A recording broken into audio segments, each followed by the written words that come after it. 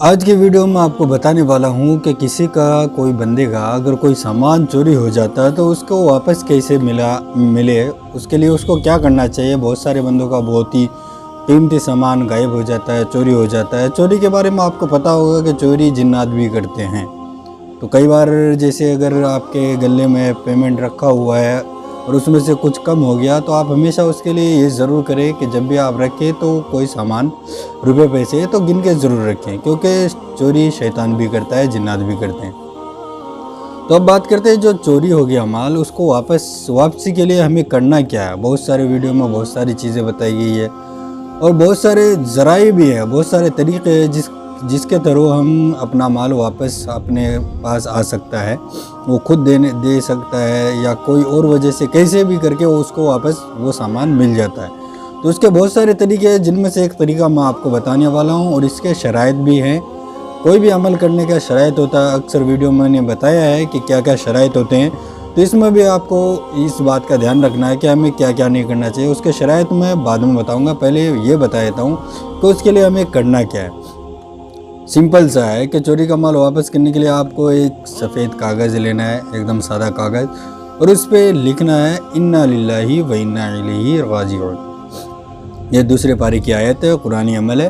اس کو آپ کو اس میں لکھنا ہے سفید کاغذ میں، اور لکھنے کے بعد اس کو موڑ کر کے ایسے پتھر کے نیچے رکھنا ہے جو ہلے ڈلے نہیں، وزنی پتھر ہو، کہیں پہ ایسے جس کا پیر بھی نہ پڑے کسی کا، اور اس کے اندر رکھنے کے بعد اس پتھر کو اوپر رکھ دے اور ایسے رکھے کہ وہ پتھر ہلے ڈلے نہیں، دب جائے جب تک کہ وہ مال آپ کو مل نہیں جاتا ہے۔ تو ایک دم سمپل سا ہے، لکھنا کیا ہے، انا للہ و انا الیہ راجعون، یہ لکھ کر کے پتھر کے نیچے دبا دینا ہے اور اس کو چھوڑ دینا ہے۔ اور اس کے شرائط کیا ہے؟ اس کے شرائط یہ ہے کہ ایک تو وہ مال ہو جو آپ کا گم ہوا ہے وہ حلال کا بھی ہونا چاہیے، دھیان رکھیے گا۔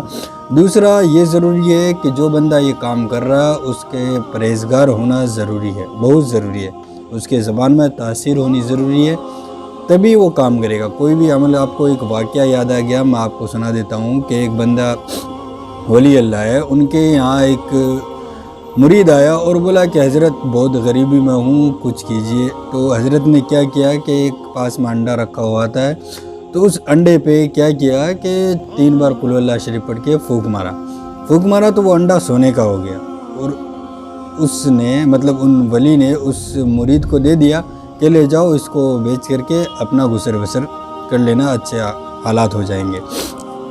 اب پاس میں بیٹا دوسرا مرید دیکھا تو کہا ارے یار یہ تو کمال ہو گیا، حضرت نے صرف قل اللہ پڑھا اور سونے کے انڈے ہو گئے۔ تو اس نے کیا کیا، گھر گیا اور گھر جا کر کے جتنے بھی انڈے اس کے اویلیبل تھے دکان سے وغیرہ سے سب سے منگا لیا اور اس پہ قل اللہ شریف پڑھ کے پھونک مارا، دیکھا تو انڈا کا انڈا ہی رہا۔ پھر اس نے دوسری صورت پڑھ کے پھونک مارا، تیسری، چوتھی، ایسے کر کے سارا قرآن پڑھ کے پھونک مار دیا، تب بھی وہ انڈا ہی رہا، سونا نہیں بنا۔ وہ کنفیوز ہو گیا کہ یہ بات کیا ہے، انہوں نے صرف قل اللہ پڑھا تھا اور میں نے اتنا پڑھ لیا مگر کچھ اثر ہی نہیں ہوا۔ تو دوسرے دن دوبارہ جب وہ حاضر ہوا تو حضرت سے عرض کیا کہ حضور ایک بات پوچھنی تھی، کہ بتاؤ کیا بات ہے۔ تو اس نے کہا کہ حضرت ایسی بات ہے کہ آپ نے کل ایسا انڈے میں پڑھ کے صرف پھونک مارا تو وہ سونے کا بن گیا، اور میں نے اتنے سارے پڑھ کر کے پھونک مار دیے تب بھی وہ انڈے کا انڈا ہی رہا، تو کیا بات ہے۔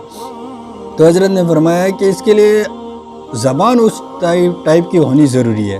میں نے جو پھونک ماری وہ اپنے لیے نہیں کیا، وہ کسی کی ہیلپ کرنے کے لیے کیا، اور اس کے لیے ضروری ہے کہ ہر چیز کی پابندی، ہر چیز کہ جتنے بھی ناجائز چیزیں ان سے بچنا اور جائز کام کرنا ہے، نماز، روزہ، حج، زکوٰۃ، سب کچھ طریقے سے اور ٹائم ٹو ٹائم، اور چھوڑنا نہیں ہے۔ یہ جب زبان میں اگر تاثیر پیدا ہو جاتی ہے تو اگر وہ کچھ پڑھ کر کے کسی کے اوپر جو کام کرنا چاہیے وہ کرے گا تو انشاءاللہ تعالیٰ وہ ضرور ہوگا۔